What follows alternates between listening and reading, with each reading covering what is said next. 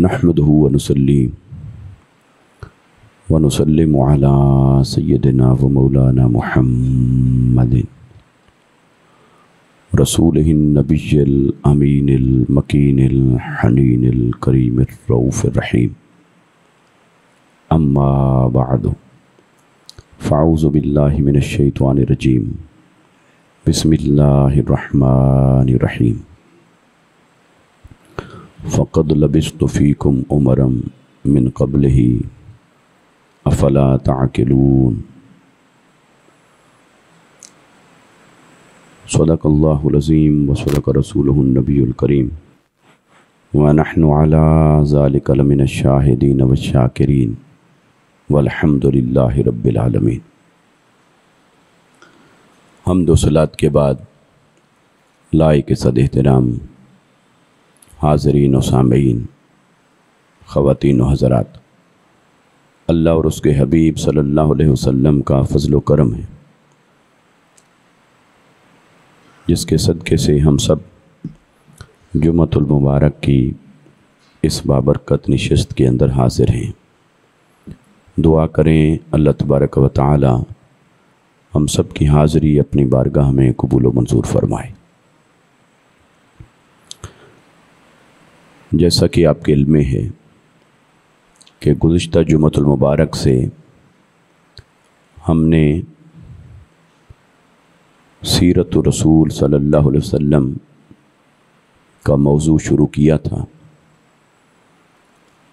آج اسی سلسلہ میں ہم تذکرہ کریں گے حضور نبی اکرم صلی اللہ علیہ وسلم کی اس سیرت مبارکہ کا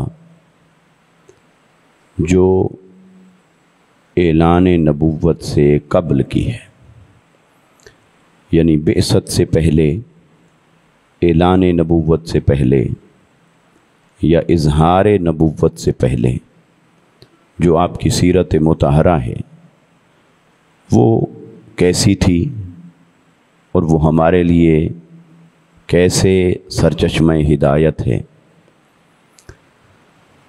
اس سلسلہ میں نے قرآن مجید فرقان حمید کی وہ آیت مبارکہ آپ کے سامنے تلاوت کی ہے جس میں اللہ رب العزت نے اپنے حبیب صلی اللہ علیہ وسلم کو اپنی سیرت مطہرہ پیش کرنے کا حکم دیا. جب آپ نے اعلان فرمایا اللہ کی وحدانیت کا اور اپنی نبوت و رسالت کا تو کفار نے آپ سے دلیل طلب کی کہ ہم کیسے آپ کو نبی مانیں، کوئی نشانی، کوئی دلیل، کوئی ثبوت. تو اللہ رب العزت نے اپنے حبیب صلی اللہ علیہ وسلم کو ارشاد فرمایا کہ اے حبیب آپ ان سے کہیے کہ فقد لبثت فیکم عمرا من قبلہ افلا تعقلون. جو اللہ کے ایک ہونے کی نشانی ہے وہ نشانی یہ ہے کہ میں نے آج اعلان سے پہلے تک جو زندگی تمہارے درمیان گزاری ہے وہی اللہ کے ایک ہونے کی نشانی ہے، وہی اللہ تعالیٰ کی وحدانیت کا ثبوت ہے. تو میں نے تم میں ایک عمر گزاری، عمر کا ایک حصہ گزارا، زندگی گزاری ہے. افلا تعقلون، اس کے اندر غور و فکر کرو، کیا تم عقل نہیں رکھتے کہ وہ میری زندگی کیسی ہے، وہ میری حیات کیسی ہے، میری زندگی کا وہ ایک ایک لمحہ کیسا ہے جو میں نے تم میں گزارا ہے. میری زندگی کے اس ایک ایک لمحے کو دیکھو، اگر وہ ہر لمحہ تمہیں ایک نشانی نظر آتا ہے تو باقی معجزات بعد میں سب سے پہلی دلیل یہ ہے کہ خود میری سیرت اور زندگی ہی اللہ کے وحدہ لا شریک ہونے کی دلیل ہے، اللہ کے ایک ہونے کی نشانی ہے. اس آیت مبارکہ پر چند باتیں آپ کی خدمت میں پیش کرتا ہوں. سب سے پہلے ہم بات شروع کرتے ہیں اس نقطے سے کہ اللہ رب العزت نے آقا علیہ الصلوۃ والسلام کو شان یتیمی کے ساتھ دنیا میں بھیجا۔ آقا علیہ الصلوۃ والسلام کے والد حضرت عبداللہ چند مہینے پہلے ان کا وصال ہو جاتا ہے، آقا علیہ السلام کی ولادت سے پہلے، اور آقا علیہ الصلوۃ والسلام کے دادا حضرت عبد المطلب وہ باحیات ہیں، اور آپ کی ولادت باسعادت ہوتی ہے، اور یتیمی کی حالت میں آپ دنیا کے اندر تشریف لاتے ہیں۔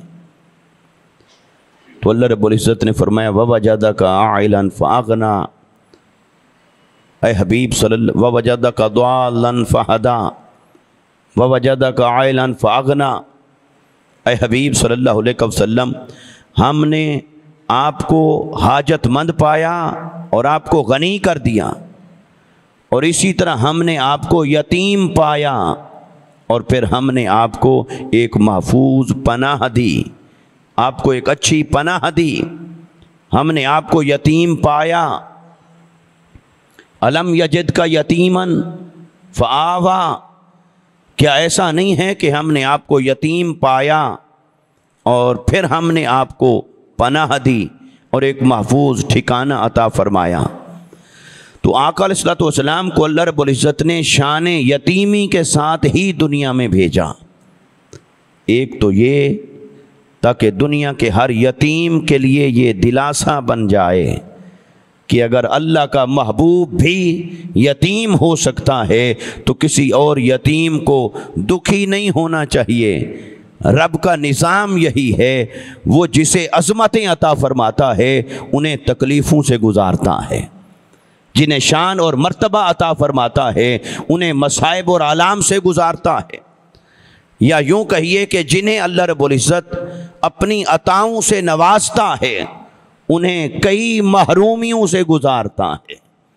اس کی عطا آتی ہے لیکن کئی محرومیوں سے گزارنے کے بعد اس کا کرم نازل ہوتا ہے، مگر کئی تکلیفوں سے گزارنے کے بعد وہ اپنی بارگاہ سے آسانیاں نازل فرماتا ہے، مگر کئی مشقتوں سے میں مبتلا کر لینے کے بعد۔ اس لیے اللہ تعالیٰ نے ارشاد فرمایا فَإِنَّ مَعَ الْعُسْرِ يُسْرًا إِنَّ مَعَ الْعُسْرِ يُسْرًا، فرمایا بے شک تنگی کے بعد آسانی ہوتی ہے، تنگی کے بعد آسانی ہوتی ہے۔ اور اللہ رب العزت نے اس آیت مبارکہ کو قرآن مجید کے اندر ریپیٹ فرمایا، حالانکہ ایک بار بھی وہ قرآن کی آیت کا درجہ پا لیتی یہی کافی تھا، لیکن اللہ تعالیٰ نے اسی بات کو 2 بار فرمایا، فرمایا کہ بے شک تنگی کے بعد آسانی ہے، تنگی کے بعد آسانی ہے۔ تو اللہ تعالیٰ جن کے لیے آسانیاں پیدا فرماتا ہے انہیں کسی تنگی سے گزارتا ہے، جنہیں عظمت اور مقام عطا فرماتا ہے انہیں پہلے کئی مسائل اور مشکلات میں سے گزارتا ہے، جن پر اپنا انعام و اکرام فرماتا ہے انہیں کئی محرومیوں سے گزارتا ہے، یا یوں کہیے کہ انسان سے وہ کچھ لیتا ہے پھر لے کر اتنا نوازتا ہے کہ پہلے والی کمی بھی پوری فرما دیتا ہے اور پھر آگے مستقبل میں بھی اپنے کرم کے دریا بہا دیتا ہے۔ تو اللہ تعالیٰ نے آقا علیہ الصلوۃ والسلام کو شان یتیمی کے ساتھ دنیا میں پیدا فرمایا۔ اب شان یتیمی کے ساتھ جہاں اور بہت ساری ابتلائیں، مصائب اور آلام، آزمائشیں آتی ہیں، وہاں ان میں سے ایک ہوتی ہے کہ پرورش کون کرے۔ یہ بہت مشکل ہوتا ہے کہ باپ کا سایہ سر پہ نہ ہو اور پھر پرورش اچھی ہو جائے۔ تو باپ کا سایہ سر پہ ہوتا ہے تو اولاد کی پرورش کے اندر اس کا ایک کردار ہوتا ہے، اولاد کی سیرت اور کردار کو سنوارنے میں باپ کا ایک کردار ہوتا ہے، باپ کا ایک مقام اور مرتبہ ہوتا ہے، اولاد کو راہ راست پر رکھنے میں، راہ راست پر چلانے میں، ان کی سیرت اور کردار کو سنوارنے میں، ان کے اندر اچھی عادات کو پیدا کرنا اور انہیں بری صحبت سے بچانا، برے لوگوں سے بچانا، اور برے لوگوں کے لیے ان کے سامنے ڈھال بن کے کھڑا رہنا۔ یعنی برے لوگ بھی اس اولاد کی طرف آنکھ اٹھا کے نہیں دیکھ سکتے، کیونکہ والد ढाल बन के खड़ा होता है, वालिद एक दीवार बन के खड़ा होता है, वालिद एक फेस होता है, एक डिफेंस वाल होता है सोसाइटी के अंदर। लिहाजा जब वालिद का साया सर पे होगा तो बहुत सारे बुरे लोग उन बच्चों को बिगाड़ नहीं पाते, कोशिश के बावजूद वो बिगाड़ नहीं पाते। दूसरा ये कि वो औलाद की अच्छी तरबियत करता है, और वालिद का एक रोब होता है, कुछ डर होता है, कुछ खौफ होता है वालिदा की निस्बत। तो इस एतबार से औलाद की सीरत और किरदार को निखारने में वालिद का बहुत बड़ा किरदार होता है। यानी आज अगर हमें कोई आदमी मिले ऐसा कि जिसका अखलाक अच्छा हो, जिसकी सीरत अच्छी हो, जिसकी आंखों में हया हो, जिसकी नीयत में पाकीज़गी हो, जिसके किरदार में पुख्तगी हो, जिसके अखलाक में पुख्तगी हो, तो हम कहेंगे इसके वालिद ने इसकी बेहतरीन तरबियत की। इसका क्रेडिट उसके वालिद को जाता है कि उसने बेहतरीन तरबियत की। तो वालिद का सीरत को बनाने और संवारने के अंदर बड़ा अहम किरदार होता है। फिर अगर वालिद किसी का न रहे, उसका साया न रहे, फिर दूसरा किरदार आ जाता है मुआशरे का।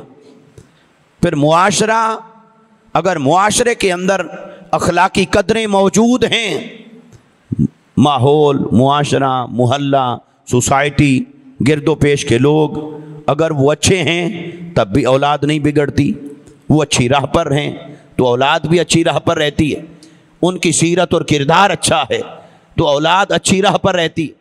और अगर मुआशरा बिगड़ा हुआ हो, गली मोहल्ले के अंदर बुराई हो, बेहयाई हो, और बच्चा मुआशरे में जब बाहर निकलेगा तो गारंटी नहीं दी जा सकती कि उसकी वो पाकीज़गी कायम रहेगी, उसका वो किरदार कायम रहेगा, उसकी वो सीरत कायम रहेगी, या उसकी सीरत डिवेलप होगी, उसका किरदार निखरेगा, उसकी सीरत संवरेगी। इस बात की ज़मानत नहीं दी जा सकती। तो ये दो बातें बहुत अहम हो गई।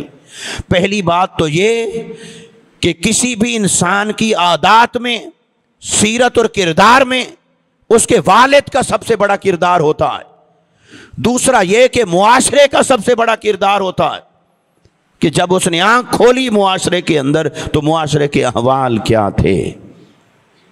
अब आइए, अगर वालिद का साया भी सर पे ना हो, मुआशरा भी सही राह पर ना हो, फिर उस मुआशरे के अंदर कोई बच्चा जन्म ले, कोई बच्चा पैदा होता है और उसकी ज़िंदगी का एक एक लम्हा न सिर्फ उसके मुआशरे के लिए बल्कि क़यामत तक आने वाले तमाम इंसानों के लिए अगर वो एक मिसाल बन जाए और एक बेहतरीन सीरत और किरदार बन जाए तो ये अल्लाह की कुदरत है और ये मेरे आका सल्लल्लाहु अलैहि वसल्लम का मोजज़ा है कि हुजूर ने अपनी ऐसी सीरत को लोगों के सामने एक दलील के तौर पर पेश फरमा दिया जो हालत यतीमी से गुजरी।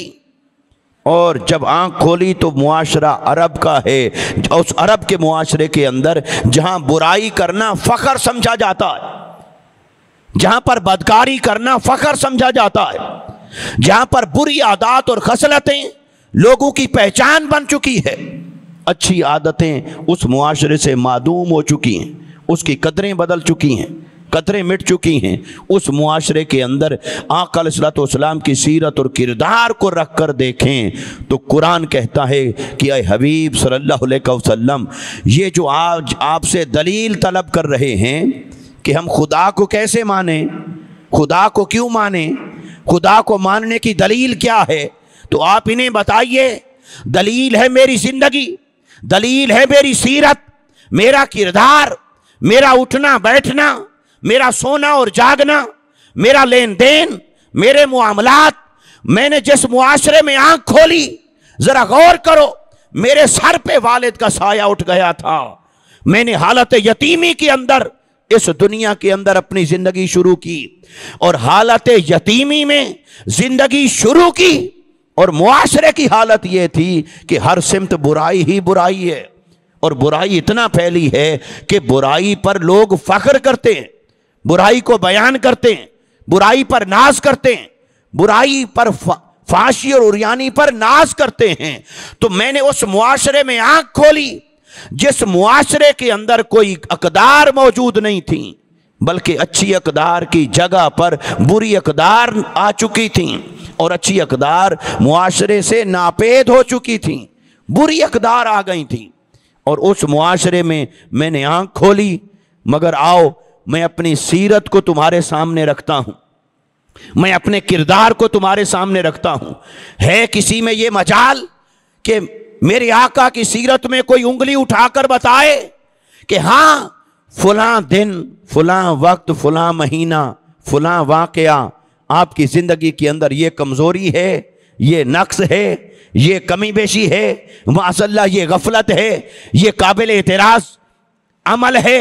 تو آقا علیہ السلام نے اپنی سیرت کو پیش فرمایا، فرمایا آؤ دیکھو، میں نے یتیمی کی حالت میں اپنی زندگی کا آغاز کیا، اپنی زندگی کی ابتدا کی، اور اس معاشرے میں ابتدا کی جس معاشرے کے اندر شرک کا دور دورہ تھا، ظلم کا دور دورہ تھا، برائی اور بے حیائی کا دور دورہ تھا۔ اس معاشرے میں نے اپنی سیرت کی ابتدا کی۔ آؤ میری سیرت کو دیکھ کر بتاؤ کوئی اعتراض ہے، کوئی قابل اعتراض بات ہے، کوئی قابل اعتراض نکتہ ہے؟ اگر میری سیرت اور کردار اس معاشرے کے اندر رہ کر، یتیمی کی حالت میں رہ کر اگر اتنا پاکیزہ ہے، اتنا اعلیٰ ہے، اتنا عرفہ ہے کہ ہر ایک کے لیے نمونہ ہے، اور معاشرے کا ہر فرد مجھے صادق اور امین کہتا ہے، تو میری بے باک زندگی، میری پاکیزہ سیرت، میری بے عیب سیرت یہی نشانی ہے کہ وہ وحدہ لا شریک ہے، مجھے اسی نے پالا ہے، اسی نے پرورش کی ہے، وہ بھی بے عیب ہے اور میری سیرت بھی بے عیب ہے۔ تو آقا علیہ السلام نے اس معاشرے اور ماحول میں اپنی سیرت کو لوگوں کے سامنے ایک دلیل کے طور پر پیش فرمایا۔ اور پھر قرآن کی ایک اور آیت کی طرف آپ کی توجہ دلاؤں۔ قرآن نے آقا علیہ السلام کو فرمایا امی، کہ وہ ذات جس نے رسول کو بھیجا، النبی الامی، وہ رسول جو امی ہے، اور امی کا جو لغت میں جو عام معنی ہے، عام عرف میں جو معنی ہے، مرادی معنی، اس کا معنی ہوتا ہے جو پڑھا لکھا نہ ہو، ان پڑھ۔ لیکن ان پڑھ اس کا لغوی معنی نہیں، اس کا اصل معنی نہیں۔ اصل معنی یہ ہے کہ جو جس حالت پہ پیدا ہوا اسی حالت پہ برقرار ہو، اس کو کہتے ہیں امی۔ اسی سے لفظ ہے ام کہتے ہیں ماں کو۔ ماں اولاد کے لیے اصل ہے، ماں اولاد کے لیے اصل کا درجہ رکھتی ہے، اس لیے اسے امن کہتے ہیں۔ ماں تو جو کسی شے کی جڑ ہو، جو بنیاد ہو، جو اصل ہو، اسے کہتے ہیں ام۔ اور اللہ تعالیٰ نے فرمایا کہ میں نے تم میں وہ رسول بھیجا ہے جو امی ہے۔ اور امی کا معنی یہ ہے کہ جو اپنی اصل پر قائم ہے، یعنی جس حالت پر وہ ماں کے پیٹ سے تشریف لائے، جس حال پر اور جس حالت پر وہ ماں کے پیٹ سے تشریف فرما ہوئے، اسی حالت پر قائم رہے، اسی حال پر قائم رہے۔ تو اس کا ایک معنی تو یہ ہے کہ ماں کے پیٹ سے کوئی ڈگریاں لے کر نہیں آتا، کوئی پڑھ لکھ کر نہیں آتا، وہ تو دنیا میں آتا ہے، بچہ پیدا ہوا، پھر آپ نے کسی سکول میں، کسی مکتب میں، کسی ادارے میں انہیں داخل کیا، داخل کروانے کے بعد انہوں نے کچھ سیکھا، کچھ پڑھا، کچھ کتابیں، کچھ استاذ، پڑھ لکھ کر اس نے کچھ جانا، جان کر پھر اس نے اپنے آپ کو سنوارا، اور اس نے یہ جانا کہ حق کیا ہے اور باطل کیا ہے، صحیح کیا ہے اور غلط کیا ہے، نیکی کیا ہے اور برائی کیا ہے۔ تو وہ جو جانتا ہے کچھ پڑھ لینے کے بعد، کسی استاذ سے سیکھ لینے کے بعد، اس لیے اسے کہتے ہیں کہ وہ پڑھا لکھا ہے۔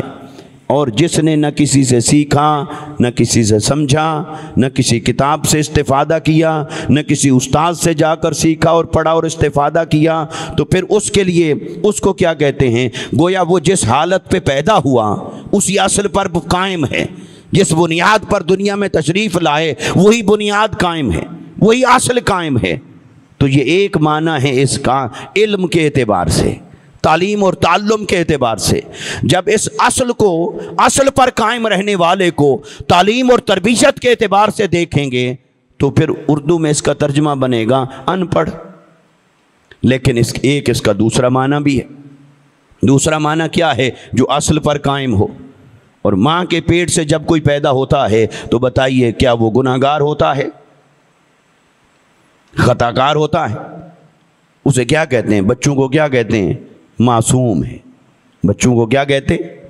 یہ عرف عام کے مطابق کہہ دیتے ہیں بھی بچے معصوم ہیں، کیونکہ انہوں نے کوئی نافرمانی نہیں کی، انہوں نے کوئی گناہ نہیں کیا، ان کی زندگی کے اندر کوئی ایسی شے ہے ہی نہیں کہ جو اللہ کے ہاں گناہ کے درجے پر ہو یا اللہ کے ہاں منع کے درجے پر ہو۔ کوئی ایسی شے جو اللہ کے ہاں لکھا ہوا ہو کہ یہ منع ہے اور اس نے کی ہو، نہیں، وہ تو ابھی پیدا ہوا۔ تو جب وہ پیدا ہوا تو اس کی زندگی میں کوئی نافرمانی نہیں، کوئی گناہ نہیں، کوئی برائی نہیں، کوئی فسق و فجور نہیں، کوئی زیادتی نہیں، نہ کسی کا حق مارا، نہ کسی کا دل دکھایا، نہ کوئی رزق حلال میں کمی آئی، نہ کچھ ایسا کمایا کہ کسی کا حق مارا ہو، کہ کسی پر ظلم اور زیادتی کر دی ہو، نہ معاشرے میں نہ بھی اس کی زبان ہے کہ کوئی جھوٹ بولا ہو۔ گویا اس کی زندگی ہوتی ہے پاکیزہ، پاکیزہ زندگی ہوتی ہے۔ تو جب پیدا ہوا تو اس کی حالت کیا ہے، اصل کیا ہے اس کی؟ ایک تو علم کے اعتبار سے دیکھا تو علم کے اعتبار سے اس نے کسی سے استفادہ نہیں کیا، کسی سے علم حاصل نہیں کیا، جس حالت پر پیدا ہوا اسی حالت پر قائم ہے۔ یہ ایک معنی ہو گیا۔ اور دوسرا معنی کیا ہو گیا؟ کہ وہ پاکیزگی کی اس اصل پر قائم ہے، وہ طہارت کی اصل پر قائم ہے، وہ نیکی کی اصل پر قائم ہے، وہ اس دین فطرت کی اصل پر قائم ہے، اس کی زندگی میں کوئی نافرمانی نہیں۔ تو اس لیے کہتے ہیں کہ بچے معصوم ہیں۔ تو بالغ ہوگا پھر اس کے اوپر حکم لاگو ہو جائے گا کہ اب نماز پڑھے، اب روزہ رکھے، زکوٰۃ، حج، حلال حرام، دیگر عبادات، امر اور نہی، اس کا اطلاق ہوگا۔ اور وہ ہوگا جب عاقل ہے، جب بالغ ہے۔ تو عاقل اور بالغ ہونے کے بعد اس کے اوپر شریعت کے احکام لاگو ہوں گے۔ تو لہٰذا امی تعلیم و تعلم کے اعتبار سے دیکھیں تو جس نے کسی سے کچھ نہ پڑھا ہو اسے کہتے ہیں امی۔ اور اگر کردار اور سیرت کے اعتبار سے دیکھیں، اس کے عمل کے اعتبار سے دیکھیں تو پھر امی اسے کہتے ہیں جو پاکیزگی کی جس حالت پر ماں کے پیٹ سے باہر تشریف لایا اسی حالت پر قائم رہا، اسی حالت پر قائم رہا۔ تو میرے آقا صلی اللہ علیہ وسلم کو قرآن نے کہا امی، فرمایا اے لوگو میں نے تمہیں ایک رسول عطا فرمایا، وہ رسول امی ہے۔ تو لوگ معاذ اللہ غلط فہمی کا شکار ہو گئے اور اس سے یہ سمجھ بیٹھے کہ معاذ اللہ ان پڑھ، یہ ترجمہ کرنے لگ گئے۔ بھئی آپ اوروں کو ان پڑھ کہہ سکتے ہیں پر یہ لفظ حضور کی شان میں استعمال کرنا جائز نہیں ہے۔ ہاں حضور کو کہیں کہ جنہوں نے دنیا میں آ کر کسی سے کچھ نہیں پڑھا وہ ہیں امی، اور دنیا میں آ کر کسی سے کچھ نہیں پڑھا وہ امی ہیں۔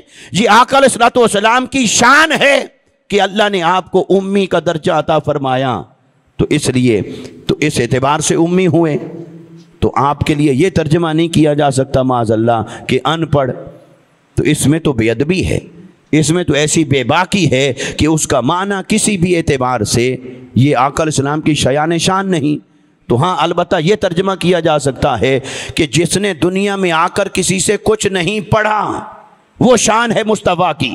اور میرے آقا صلی اللہ علیہ وسلم نے دنیا میں آنے کے بعد، تشریف لانے کے بعد کسی سے کچھ نہیں پڑھا، آپ اپنی اصل پر قائم ہیں، اس لیے کہ کوئی اور آپ کو پڑھا کیسے سکتا تھا؟ آپ تو خود معلم کائنات بن کے تشریف لائے تھے، آپ تو کائنات کو پڑھانے کے لیے تشریف لائے، کائنات کو علم دینے کے لیے تشریف لائے، تو آپ کو کوئی کیسے پڑھا سکتا تھا؟ اس لیے کہ آپ کو کوئی اور پڑھا سکتا نہیں تھا کہ آپ کو پڑھانے والا خود رب قدیر ہے، अल्लाह ने फरमाया वअल्लमका मा लम तकुन तअलम, ऐ हबीब सल्लल्लाहु अलैहि वसल्लम तेरा मुअल्लिम मैं खुद हूँ। जब मैं खुद तुझे पढ़ाने वाला हूँ, किसी और के पढ़ाने की हाजत क्या है, और किसी और की क्या मजाल के आपको पढ़ाए। तो एक तो इस एतबार से आप उम्मी हुए, दूसरा इस एतबार से, अच्छा यहाँ फिर सीरत को देख लें कि आका अलैहिस्सलातु वस्सलाम को फरमाया उम्मी, और फिर कहा मेरे इस उम्मी की सीरत को देखो, जिन्होंने दुनिया में किसी से नहीं पढ़ा उसकी सीरत को देखो, जिन्होंने किसी किताब को पढ़कर नहीं सीखा उसकी सीरत को देखो, उनके अखलाक को देखो, उनके किरदार को देखो, सच कैसे बोलते हैं, सदाकत के उस मेयार को देखो, अमानतदार कितने हैं, अमानत के उस मेयार को देखो, पाकीज़ा कितने हैं, इस्मत के उस मेयार को देखो, उनकी आंखों में हया का आलम क्या है, पाकीज़गी का आलम क्या है, दूसरों के लिए खैर खाही का आलम क्या है, हिकमत और तदब्बर का आलम क्या है, फहम और बसीरत का आलम क्या है। अरे जो किसी से पढ़ा ना हो, किसी दुनिया या उस्ताद से किताब से कोई इस्तेफादा ना किया हो, और उसकी सीरत ऐसी कि हर खूबी उसकी सीरत में जमा हो, उसकी सीरत को देखकर बताओ क्या वो रब अब भी नहीं है, क्या उस रब का कोई वजूद नहीं है जिसने इस मुआशरे में अपने हबीब को भेजकर सीरत और किरदार का वो आला नमूना बना दिया कि किसी से कुछ पढ़ा नहीं और हर एक के लिए अमली नमूना बन गए, उसवा हसना बन गए। तो आका अलैहिस्सलातु वस्सलाम की सीरत को अल्लाह ने इस एतबार से भी हुजूर का मोजज़ा करार दिया और अपनी कुदरत की निशानी करार दिया कि जिन्होंने दुनिया में आकर किसी से कुछ नहीं पढ़ा, उम्मी हैं, फिर भी आपकी सीरत आला है, फिर भी आपके अखलाक आला हैं, फिर भी आपका किरदार आला है, आपकी आदात ऐसी प्यारी हैं। तो इससे मालूम हुआ कि आपको पढ़ाने वाला खुद रब है और आपकी सीरत की नोक पलक संवारने वाला भी खुद रब है। तो जब उसी ने मुस्तफ़ा की सीरत को बनाया है तो आओ देखो, अगर कहीं उंगली उठाने का मौका मिले तो फिर उसको भी ना मानना, अगर यहाँ कोई ऐब नजर आए फिर उसको भी ना मानना, और अगर मुस्तफ़ा की सीरत बेऐब है तो मान लो कि वो वहदहु ला शरीक भी बेऐब है। तो यूं आका अलैहिस्सलाम ने उम्मी होकर अपनी सीरत को जब पेश फरमाया तो वो मोजज़े का दर्जा हो गया, और सबसे बड़ा मोजज़ा आका अलैहिस्सलाम की सीरत हुई। ये उम्मी का मैंने वो पर्सपेक्टिव बयान किया कि अगर कोई कहे कि दुनिया में आकर किसी से नहीं पढ़ा इस एतबार से, और अगर दूसरे एंगल से देखें तो उम्मी का माना क्या है, जो अपनी असल पर कायम हो, और असल क्या है, मासूम होना।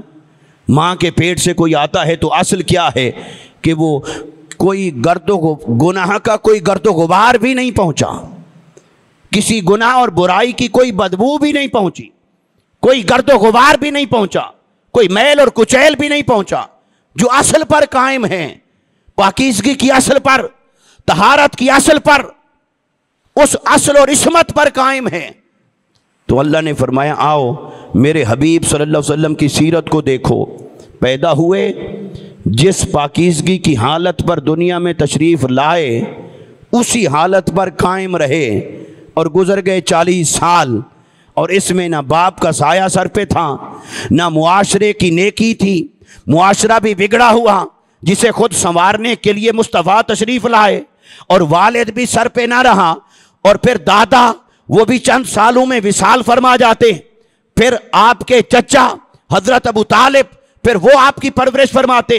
तो फिर देखिए कि जिसने मुआशरे में आंख खोली, मुआशरे में हर बुराई, हर गुनाह, हर किस्म की नापाकी, और वालिद का साया भी सर पे नहीं, दादा भी जल्दी रुखसत हो गया। तो ऐसी यतीमी की हालत में, ऐसे मुआशरे में रहकर अगर कोई पाकीज़गी पर कायम है, कोई सीरत पर कायम है, किरदार पर कायम है, तो अल्लाह ने फरमाया हबीब मुझसे बाद में दिखाना, चांद को 2 टुकड़े करेंगे पर वो बाद में, डूबा हुआ सूरज भी पलटाया जाएगा पर वो भी बाद में, दरख्त बोलेंगे वो निशानियां बाद में, حیوانات آپ سے کلام کریں گے، وہ نشانیاں بعد میں۔ حبیب جتنی نشانیاں ہیں تیری زندگی میں، جتنے معجزات ہیں آپ کی زندگی میں، وہ سب بعد میں۔ وہ سارے معجزات چھوٹے ہیں، سب سے بڑا معجزہ تو تیرے 40 سال ہیں۔ اس معاشرے کے اندر جو تو نے 40 سال گزارے، کوئی دیکھے اور بتائے ان 40 سالوں کو دیکھ کر کہیں کوئی اعتراض بنتا ہے؟ کوئی انگلی اٹھانے کا موقع ملتا ہے؟ تیری پاکیزگی ایسی کہ خود پاکیزگی قربان ہو جائے، تیرا حیا ایسا اس بے حیائی کے معاشرے میں، تیرا حیا ایسا کہ خود حیا قربان ہو جائے، تیرا کردار ایسا کہ کردار کو ناز ہے، تیرا خلق ایسا کہ خلق کو ناز ہے، تیرا اٹھنا بیٹھنا ایسا کہ اسے اسوہ حسنہ بنا دیا، بہترین نمونہ، بہترین نمونہ، بہترین نمونہ۔ میرے آقا کی سیرت اعلان نبوت کے بعد بہترین نمونہ نہیں بنی، جب سے مصطفیٰ پیدا ہوئے تب سے بہترین نمونہ ہے سیرت مصطفیٰ۔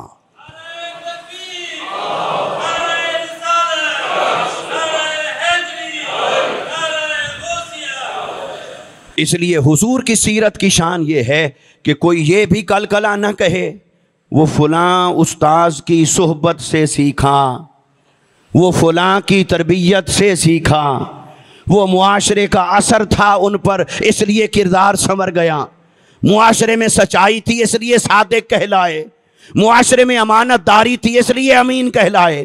اللہ نے فرمایا آؤ دیکھو، معاشرے میں صداقت کی جگہ کذب ہے، امانت کی جگہ بددیانتی ہے، کردار کی جگہ بددیانتی ہے، فسق و فجور ہے، پاکیزگی کی جگہ ناپاکی ہے۔ سارے معاشرے کو دیکھ لو، اور مصطفیٰ ایسے گھرانے میں پیدا ہوں کہ والد کا سایہ بھی اٹھ جائے، پھر دادے کا سایہ بھی اٹھ جائے، اور ایسے میں کوئی یوں جوان ہو، یوں پرورش پائے، یوں پروان چڑھے کہ نہ معاشرے کا اثر ہو، نہ معاشرے کا گرد و غبار ہو، نہ معاشرے کا میل ہو، اور وہ ایسا نمونہ بن کے کھڑا ہو کہ 40 سال گزارے، بچپن بھی سامنے، لڑکپن بھی سامنے، جوانی بھی سامنے، ایسا کردار ہو کہ روئے زمین پر کوئی کردار ایسا نہ ملے، ایسا اخلاق ہو کہ روئے زمین پر کوئی اخلاق ایسا نہ ملے، ایسا نمونہ ہو کہ روئے زمین پر کوئی نمونہ ایسا نہ ملے۔ آؤ، یہ سیرت مصطفیٰ ہی سب سے بڑی دلیل ہے۔ وہ ہے تو ایسی سیرت کو بنا رہا ہے، وہ ہے تو ایسے کردار کو بنا رہا ہے، وہ ہے، اس کی طاقت اور قدرت ہے جس نے اس معاشرے میں رکھ کر اپنے حبیب کو کیسا پاکیزہ کردار کا مالک بنا دیا ہے۔ اور آقا علیہ السلام کی ذات میں جو حکمت، جو تدبر، جو فہم، جو بصیرت، وہ ساری چیزیں وہ آقا علیہ السلام کے اول دن سے ہی آپ کی سیرت مطہرہ کا حصہ ہیں۔ اس لیے صرف وہ سیرت حجت نہیں کہ جب سے آپ نے اعلان نبوت فرمایا، اعلان نبوت تھا، یہ نہ سمجھنا کہ نبی بنے ہی 40 سال بعد، پیدا ہوتے ہی نبی تھے، اور پیدا ہوتے ہی نبی کیسے نہ ہوتے جو عالم ارواح میں نبی ہو، عالم ارواح میں جن کے نبی ہونے کا اوتھ لیا جا رہا ہے دوسرے انبیاء سے، جن کے نبی ہونے کا حلف لیا جا رہا ہے انبیاء سے، تو وہ 40 سال بعد نبی ہوئے، تو وہ نبی تھے، اور کب سے تھے؟ جب سے اللہ نے حضور کے نور مبارک کو تخلیق فرمایا تھا، تب سے ہی آپ کو تاج نبوت عطا فرمایا تھا۔ اس لیے جب جبرائیل آئے تو کیا ہوا؟ اس نے آ کر کہا اقرا، پڑھیے۔ آپ نے فرمایا ما انا بقارئن، میں نہیں پڑھوں گا، میں نہیں پڑھتا۔ اس نے کہا اقرا، پڑھیے۔ فرمایا میں نہیں پڑھتا، پڑھیے، میں نہیں پڑھتا۔ یہاں یہ معنی نہیں کہ میں نہیں پڑھ سکتا، کوئی جو عربی جاننے والا ہو وہ ڈھونڈے، کوئی ہیلپنگ ورب یہاں پر ایسا نہیں ہے جو سکتا کا ترجمہ کرے، جو کہے کہ سکتا، میں نہیں پڑھ سکتا۔ یہ سکتا، اس کے لیے انگلش میں، اردو میں ایک ورب ہوتا ہے، ایک ہیلپنگ ورب ہوتا ہے، تو عربی کے اندر یہاں تو نہ ورب ہے نہ ہیلپنگ ورب ہے، یہاں تو اسم فاعل ہے۔ ما انا بقارئن، تو سکتا کا ترجمہ کہاں سے آ گیا؟ اس کا ترجمہ ہے میں پڑھنے والا نہیں، میں نہیں پڑھتا، یہ معنی ہے، یہ معنی نہیں کہ میں نہیں پڑھ سکتا۔ یہ سکتے کا ترجمہ وہی کر سکتا ہے جس کا علم سکتے کی حالت میں ہو۔ اگر علم زندہ اور سلامت ہے تو یہ ہیلپنگ ورک نہ ملے گا نہ کہیں ہے، تو یہ سکتا ہے ہی نہیں۔ تو فرمایا میں نہیں پڑھتا۔ اور پھر اس نے کہا اقرا باسم ربک الذی خلق، پڑھیے اپنے رب کے نام سے جس نے آپ کو تخلیق فرمایا۔ تو مصطفیٰ نے کہا ہاں اب پڑھتا ہوں۔ تب میرے آقا نے پڑھا، اور پہلے اقرا سے نہیں پڑھا کہ جبرائیل تجھے بھی ساری خبر ہے، میں بھی جانتا ہوں، لیکن کل کلاں کوئی آنے والا یہ عقیدہ نہ بنا کے بیٹھا ہو کہ جبرائیل آیا تھا، اس نے پڑھایا تو مصطفیٰ نے پڑھا، تو جبرائیل استاذ ہے معاذ اللہ مصطفیٰ کا۔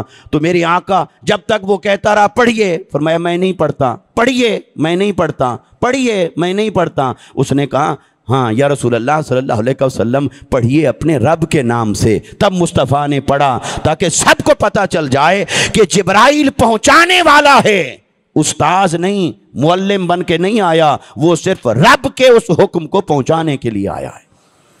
تو آقا علیہ السلام نے فرمایا، تو اس نے کہا پڑھیے اپنے رب کے نام سے۔